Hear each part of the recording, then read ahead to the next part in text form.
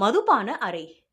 வாழ்க்கையை தன் போக்கில் வாழ்ந்து கொண்டிருக்கும் சாரதியின் வீட்டில் எத்தனையோ அறைகள் இருந்தாலும் அவர் தன்னை மறந்திருப்பது மதுபான அறையில்தான்.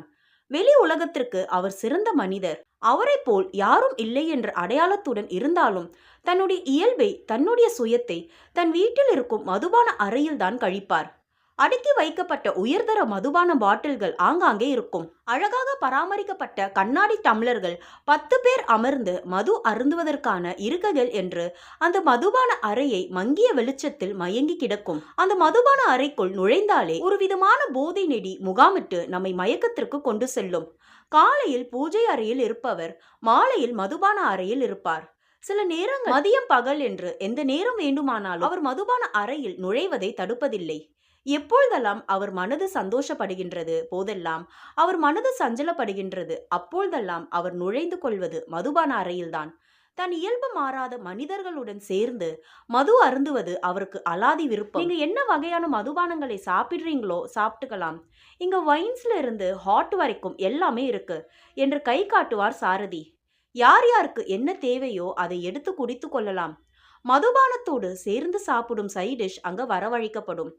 தெளிவாக நடந்து போனவர்கள் மதுபான அறையை விட்டு வரும்பொழுது தள்ளாடி கொண்டேதான் வருவார்கள். அதை சாரதியின் மனைவி சந்திரிகா கண்டுகொள்வதில்லை. ஆனால் மதுபான அறைக்குள் சாரதி சென்றால் அவளுக்கு ஒரு வருத்தம் ஏற்படும். வீட்டின் உள்ளேயே இருக்கும் மதுபான அறைக்குள் அவள் தவறியும் ஒரு நாள் கூட சென்றதில்லை. இத்தனைக்கும் சாரதி இல்லாத நேரங்களில் அந்த அறை தாழிடாமல் தான் இருக்கும். அந்த விருப்பமோ வருத்தமோ அவளுக்கு எப்பவும் வந்ததில்லை.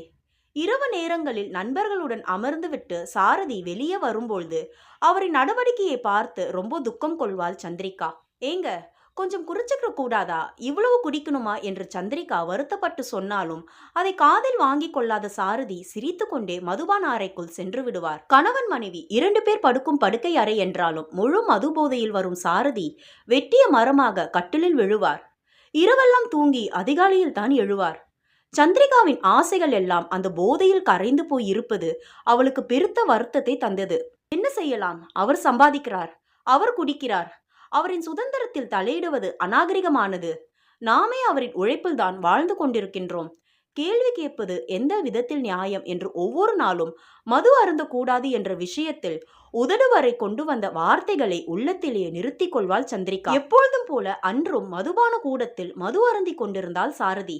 சுற்றிலும் அடுக்கி வைக்கப்பட்ட உயர்தர மது பாட்டில்களோடு அமர்ந்து வெள்ளிய வெளிச்சத்தில் சன்னமாக ஒலிக்கும் பாடல்களோடு அவர் மது அருந்தி கொண்டு ஏதோ பேசிக் கொண்டிருந்தார். அவர் பேசுவதெல்லாம் தன் இயலாமை, தன்னால் எதுவும் முடியாது என்ற வார்த்தைகளே அங்கு வந்து விழுந்து கொண்டிருந்தன. இது எல்லாம் கதவின் அருகில் நின்று கேட்டு கொண்டிருந்த சந்திரிகா ரொம்ப வருத்தப்பட்டாள். சந்திரிகா இதுவரை அந்த மதுபான கூடத்திற்குள் நுழைந்ததே இல்லை. இன்று யாரும் இல்லை. நம் கணவர் மட்டும்தான் குடித்து கொண்டிருக்கின்றார்.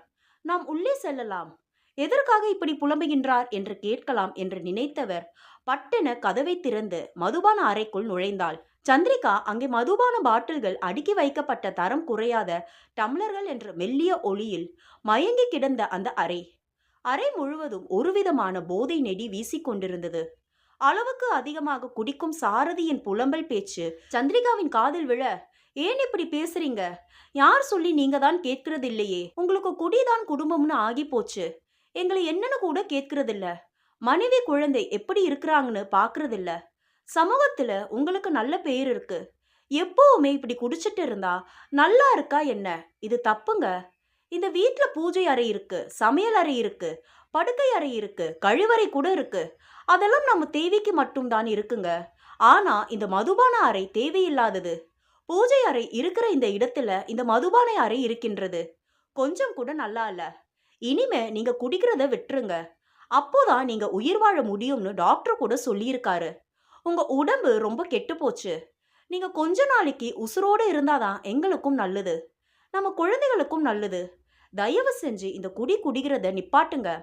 இந்த மதுபான அறையை கூட நான் பூஜை அறையாக மாத்தலான்னு இருக்க. தயவு செஞ்சு குடிய விட்டுருங்க என்று புலம்பிக் கொண்டிருந்தாள் சந்திரிகா. அப்பொழுது மதுபான அறையின் கதவு திறக்கும் சத்தம் கேட்டது. அம்மா, என்ன பண்ணிட்டு இருக்க என்று கத்தினாள் சந்திரிகாவின் மகள் இலக்கியா. அப்பா குடிச்சு குடிச்சு உடம்ப கெடுத்திருக்காருமா. டாக்டர் சொல்லியிருக்காங்கல்ல. ஆனா நான் சொன்னா அவர் கேட்க மாட்டார். குடிச்சிட்டே இருக்கார். அதுதான் அப்பாவுக்கு சொல்லிக்கிட்டு இருக்கேன் என்று சந்திரிகா சொல்ல, ஓ என்று அழுதாள் இலக்கியா. அம்மா, அப்பா இறந்து 2 வருஷம் ஆயிடுச்சு. இன்னும் நீ அவரையே நினைச்சுக்கிட்டு இருக்கியா? விட்டுருமா. நான் சொல்லி சொல்லி பார்த்தோம். அவர் குடிக்கிறத நிப்பாட்டல. கடைசில அந்த குடிதான் அவருடைய உசுர குடிச்சிருச்சு. நானும் இந்த மதுபான அறையை மாற்றலாம் என்று உன்கிட்ட சொல்றேன். நீதான் வேண்டாம்னு சொல்ற என்று இலக்கியா சொன்னபொழுது பேதலித்த புத்திய நிலையில் இருந்த சமநிலைக்கு திரும்பிய சந்திரிகா எப்பொழுதும் சாரதி அமர்ந்து குடிக்கும் அந்த நாற்காலியை பார்த்து அழுது புலம்பினாள். உங்களை எவ்வளவு தொலைவு சொன்னேன், குடிக்க வேண்டாம் குடிக்க வேண்டாம்னு. இப்ப பாருங்க, எங்களை எல்லாம் விட்டுட்டு போயிட்டீங்களே என்று கதறினாள். அவளை ஆதரவாக தொட்டு தேற்றினாள் இலக்கியா. அம்மா, இந்த மதுபான அறையை பூஜை அறையா மாத்திரலாமா என்று இலக்கியா கேட்க, உங்க அப்பா இருக்கும் பொழுது நான் அப்படிதான் சொன்னேன். ஆனா அவரு வேண்டாம்னு சொல்லிட்டார். அவர் இல்லாதது நமக்கு ரொம்ப கஷ்டமா இருக்குது.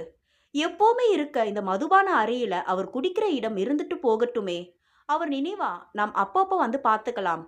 மதுபானம் அப்படிங்கிறது தவறுதான். ஆனால் அவர் குடிச்சிட்டு இருந்த அந்த இடம் நமக்கு புனிதமா தெரியுது. அவரோட இந்த மதுபான அறை அவருடைய நினைவிடமா நம்ம வீட்டில் இருக்கட்டுமே என்று சந்திரிகா சொல்ல, அதற்கு பதில் ஏதும் பேசாத இலக்கியா சந்திரிகாவை மதுபான அறையிலிருந்து வெளியே கூட்டிட்டு வந்தாள். ஏன் பொண்டாட்டி எப்பவுமே சொல்லிக்கிட்டு இருப்பா, மது குடிக்காதீங்க, அது உடம்புக்கு கெட்டதுன்னு. நான் தான் கேட்கறது இல்ல. எப்பவும் குடிச்சுக்கிட்டே இருக்கேன். இந்த குடியினால ஒரு நாள் ஏதாவது ஒரு முடிவு வரும்னு எனக்கு தெரியும். ஆனா அன்னைக்கு என் மனைவி பிள்ளைங்க வருத்தப்படுவாங்க என்று எப்பொழுதோ சாரதி பேசிக் கொண்டிருந்த வார்த்தைகள் சந்திரிகாவின் காதில் விழுந்தன. அவர் எப்பொழுதும் அமர்ந்திருக்கும் நாற்காலியை பார்த்து கண்ணீர் விட்டபடி மதுபான அறையை விட்டு இலக்கியாவும் சந்திரிகாவும் வெளியேறினார்கள். மதுபான அறை கதவு சட்டென்று சாத்தப்பட்டது. மறுநாள் மெல்லிய ஒளியில் மயங்கி கிடந்தது அந்த மதுபான அறை. அங்கு சாரதியின் புகைப்படம் மாட்டப்பட்டிருந்தது. மது பாட்டில்கள் ஒன்று கூட அங்கில்லை. இதுவும் ஒரு வகையில் சாமியாரை போல் இருந்தது. குடி குடியை கெடுக்கும். நம் குடும்ப நலத்திற்காக நம் அனைவரும் வாழுவோம். இந்த ஸ்டோரி உங்களுக்கு பிடிச்சிருந்துச்சுன்னா லைக் பண்ணுங்க, சப்ஸ்கிரைப் பண்ணுங்க. தேங்க்யூ.